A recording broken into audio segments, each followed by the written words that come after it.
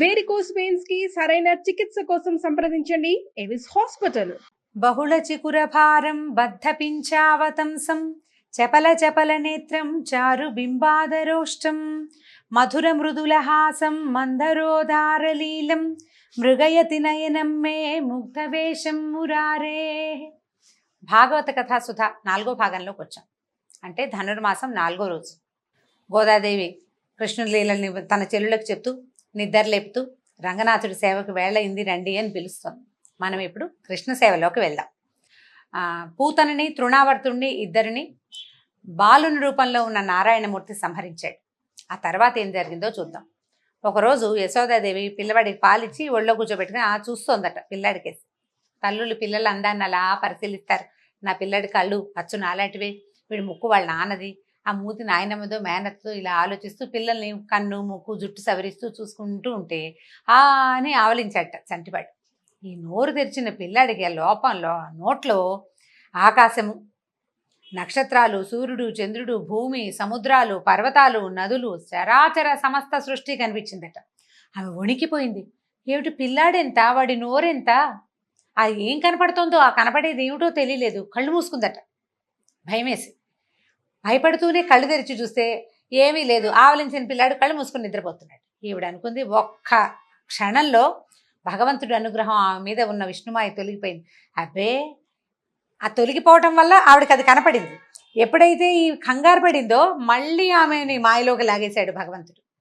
నా పిల్లాడే, ఏమిటో నాకు అట్లా ఉండుండి అలా అనిపిస్తూ ఉంటుంది, అంతా నా భ్రమ అని అనుకుని సర్దుకుంది. తను నా పిల్లాడే, ఇదేవి నేను చూసింది ఏది నిజం కాదు, ఏదో భ్రమలో చూశాను, ఊరికే నాకే కన్ను కలిగింది అని అనుకుని సర్దేసుకుంది. తర్వాత ఏమైందట, కొద్ది రోజుల్లో గర్గుడు అనే మహాతపస్వి యాదవ వంశాలకి పురోహితుడు.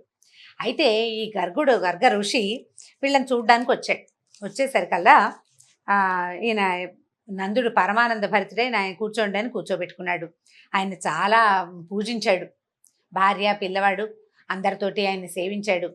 రోహిణీదేవిని తీసుకొచ్చి, మహర్షి, మీ వంటి వాళ్ళు మమ్మల్ని తరింపజేయడానికి మా ఇళ్ళకు వస్తారు, మీకు ఏ సేవ చేయమంటే అది చేస్తానన్నాడు. తర్వాత ఎలాగో మీరు వచ్చారు కాబట్టి మా యందు అపారమైన దయతోటి నా కుమారుడికి మా ఇంట్లోనే ఉంటున్నటువంటి వసుదేవుని కుమారుడు ఇద్దరికి నామకరణం చేసి ఆశీర్వదించండి అని అడిగాడు. ఈ గర్గుడు నవ్వాడట ఆయన. అయితే గర్గ సంహిత అని ఒక పుస్తకం ఉందండి, అందులో కూడా కృష్ణగాథలు ఉన్నాయి. గర్గుల వారే రాసినవి కొన్ని కథలు. ఈసారి ఎప్పుడైనా వీలు వెంబడి చెప్పుకుందాం. అయితే ఈయన ఏమన్నాడంటే, నంద, నేను యాదవుల పురోహితుడని అందరికీ తెలుసు. నేను ఇక్కడికి వచ్చిన సంగతి నేను దాద్దామన్నా దాగదు. తర్వాత యాదవుల నివాసాలకి నేను ఎప్పుడు వెళ్తానో అది నా కర్తవ్యం, ఏంటి వంశానికి పురోహితుడు కాబట్టి పెద్ద పట్టించుకోరు. కానీ ఇక్కడ నేను వేసే ప్రతి అడుగు, నేను చేసే ప్రతి పని కంసుడికి సమాచారం వెళ్తుంది. ఎవరెవరి ఇళ్లలో నేను ఎక్కువసేపు ఉన్నాను, ఎవరి పిల్లవాడిని నేను ఎంత పరిశీలించాను, ఎవరికి ఏ ధర్మకార్యాలు చెప్పాను అన్నీ తెలుస్తాయి. అప్పుడు అతను, ఎందుకంటే ఇతని తాలూకు గూఢచారులు అనేక రూపాలతో రాజ్యమంతా విస్తరించి ఉన్నారు. దేవకీదేవి 8వ గర్భంగా మగపిల్లాడే పుట్టాడని, ఆ పిల్లాడు ఎక్కడో రహస్యంగా పెరుగుతున్నాడని, అప్పుడు కనపడిన ఆడపిల్ల ఉందే అదేదో దైవ మాయ అని చాలామంది అనుకుంటున్నారు.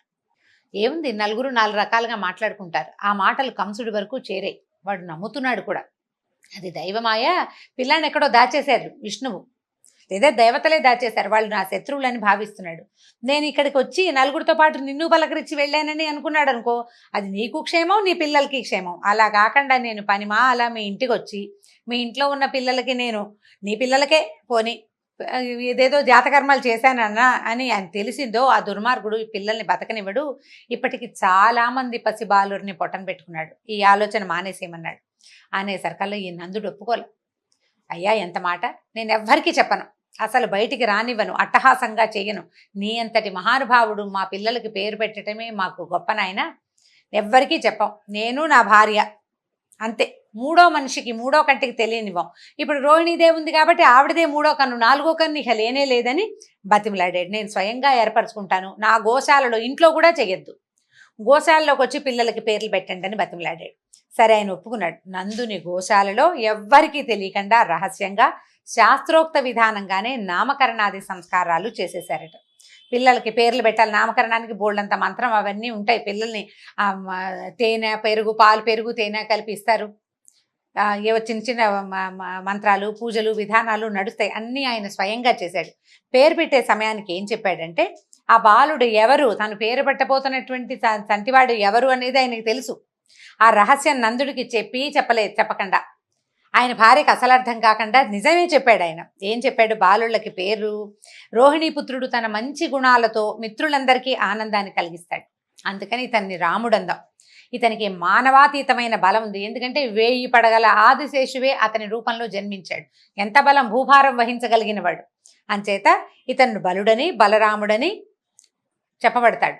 ఇతను సంకర్షణుడు, అంటే దేవకిదేవి గర్భం నుంచి ఈమె గర్భంలోకి ప్రవేశపెట్టబడ్డాడు కాబట్టి సంకర్షణుడని. అదే కాకుండా ఇతను యాదవులలో ఐకమత్యాన్ని కలిగిస్తాడు, ఎందుకంటే కంసుని భయంతో యాదవులందరూ తలా ఒక దారి పట్టారు, వాళ్ళందరినీ మళ్ళీ ఒక దారికి లాక్కొచ్చాడనమాట. సంకర్షణుడు అంటే ఆకర్షించేవాడు, దగ్గరికి లాగేవాడు అని. కాబట్టి ఈ రకంగా ఈ పిల్లవాడికి సంకర్షణుడని నామధేయం బాగుంటుంది నాయన అని చెప్పాడు. ఇక నీ కొడుకు ఉన్నాడే, నల్లగా ఉన్నాడు కదా, అందుకని ఇతను కృష్ణుడు అనే పేరుతో ప్రసిద్ధుడవుతాడు. అయితే పూర్వజన్మలో వసుదేవునికి ఇతను పుత్రుడై పుట్టాడు. పూర్వజన్మల్లో వసుదేవుడు ఈ రూపంలో లేడు, ఏదో రూపంలో ఉన్నాడు. ఈ పిల్లవాడు కూడా దానికి తగిన రూపంలోనే అక్కడ జన్మించాడు. ఈ రహస్యం తెలిసిన వాళ్ళు ఇతన్ని వాసుదేవుడు అని పిలుస్తారు. పూర్వజన్మలో వసుదేవుని కుమారుడు, ఇప్పుడు అతని మిత్రుడైన నీ దగ్గర పెరుగుతున్నాడు అని చెప్పి ఈ కుమారుడు ఉన్నాడే, ఇతను ఉత్తమ గుణాలలోనూ శోభలోనూ సంపదలోనూ కీర్తిలోనూ శ్రీమన్నారాయణుడితోటి సమానుడవుతాడు. ఇతడు మీ గోకులాన్ని అనేక ఆపదల నుంచి కాపాడతాడు, అనేక అద్భుతమైన కార్యక్రమాలు చేయబోతున్నాడు నాయన. ఇతని గుణాలని బట్టి, ఇతను చేయబోయే అతిమానుషమైన చేష్టితాలని బట్టి యోగులు ఋషులు అనేక పేర్లతో పిలుస్తారు. ఇతనికి ఒక్క పేరు కాదు, నేను పెట్టేది ఒక పేరే, ఇతనికి ఒక్క పేరుతో ఉండడు, అవే సహస్రనామాలు అవుతాయి. ఏమరపాటు లేకుండా పిల్లాన్ని కాపాడుకోమని చెప్పి ఎవ్వరికి తెలియకుండా ఈ పిల్లలిద్దరికి రాముడని కృష్ణుడని నామకరణం చేసి గర్గుడు వెళ్ళిపోయాడు. ఎవరికి తెలీదు, నందవ్రజంలో కూడా ఎవరికి తెలీదు. నాన్న పెద్దమ్మ అమ్మ పిలుస్తుంటే ఆ పేరుతో అందరూ పిలవడం మొదలెట్టారు. వాళ్లే పెట్టుకున్నారు పేరు అనుకున్నారు. గర్గుడు వచ్చి నామకరణం చేసే సంగతి బయటికి రానివ్వలేదు. ఇక నామకరణం జరిగింది. పిల్లలు చేతులతోటి మోకాళ్ళతోటి పాకటం మొదలుపెట్టారు. తల్లులు చక్కగా స్నానాలు చేయించి చంద్రం గిందరం రాసి బాగా చేస్తే పౌడర్లు రాసి కూర్చోబెడితే ఇద్దరు పోయి బురదలోకి వెళ్ళి దుమ్ములో ఆడుకుంటూ ఆనందించేవాళ్ళు. పిల్లలకి మట్టి అంటే మహా ఇష్టం. అందులో రాముడు కృష్ణుడు కూడా దానికి ఏమీ ఇది కాదనమాట. అక్కడ వాళ్ళ ఏం తగ్గరు, వాళ్ళు కూడా అందులోనే ఉంటారు. పాక్కుంటూ పక్క ఇళ్ళ వైపుకి వెళ్ళటం. కొంచెం నడకొచ్చాక ఈ కాళ్ళకి మువ్వలు పట్టీలున్న గజ్జలు అవి కడితే మొలనూలు వాటితోటి చిన్న చిన్నగా గల్లు గల్లు మన సందడి చేసుకుంటూ పక్క వాళ్ళ ఇళ్లల్లోకి పొరుగు ఇళ్ల వరకు వెళ్ళేవాళ్ళు. పాకుతూ ఉండేవాళ్ళు. పాకి వెళ్ళటం, ఒక అడుగు 2 అడుగులు వేయటం. పాకటం స్పీడ్గా వస్తుంది, నడక నిదానంగా వస్తుంది కదా. ఈ కొత్త వాళ్ళు ఎవరైనా కనపడంగానే భయపడినట్టుగా తలంటే బాల్య చేష్టలే. ఈ దేవతాంశతోటి పుట్టిన వాళ్ళనే భావం కలిగించే వాళ్లే కాదు. పిల్లవాడు బహుసుందరమైన వాడు, ఒకడు తెల్లనివాడు ఒకడు నల్లనివాడు. పాకటము, పరిగెత్తటము, నడవటము, ఎవరినైనా కొత్త వాళ్ళని చూడగానే బెంగగా మొహం పెట్టి అమ్మ కోసం వెతుక్కోవటము, దాంతో తల్లులకి పరమానందంగా ఉంటుంది. ఎవరైనా వచ్చినప్పుడు వాళ్ళ దగ్గరికి వెళ్ళకుండా తల్లి దగ్గరికి వస్తే తల్లికి ఎంత పొసెసివ్నెస్ అనమాట, మహాద్భుతమైన ఆనందం కలుగుతుంది. కొత్త వాళ్ళ దగ్గరికి మా పిల్లాడు వెళ్ళడని వాళ్ళ పిల్లాడిని వాళ్ళే ఎత్తుకుంటారు, మోయడం కష్టమైనా సరే. ఇలాంటి ప్రతి చిన్న ఆనందాన్ని ఆ తల్లులకి సమకూర్చారు దేవదేవులు ఇద్దరూ కలిసి. అక్కడి నుంచి కాస్త నడక బాగా వచ్చాక ఇక అల్లరి ప్రారంభం. ఈ లేగదూడలు దొరికితే వాటి తోకలు పుచ్చుకుని వాటి వెనకాల పరిగెత్తడం. అక్కడి నుంచి ఈ వయసున్న పిల్లలే 5-6 వచ్చేవాళ్ళు చుట్టుపక్కల.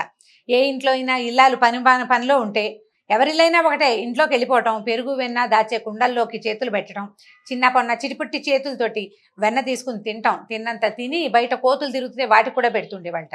ఈ గోప స్త్రీలు బాబు పిల్లాడు ఎంతసేపు అల్లరి, వాళ్ళని వీళ్ళని ఈ గుంపునంతా వేసుకుని ఇంట్లోకి వస్తున్నాడు, రాజుగారి అబ్బాయి గట్టిగా ఏమీ అనడానికి వీల్లేదు. అందుకని ఏం చేసేవాళ్ళు, వీళ్ళు కింద పెట్టడం అనేది ఉట్లో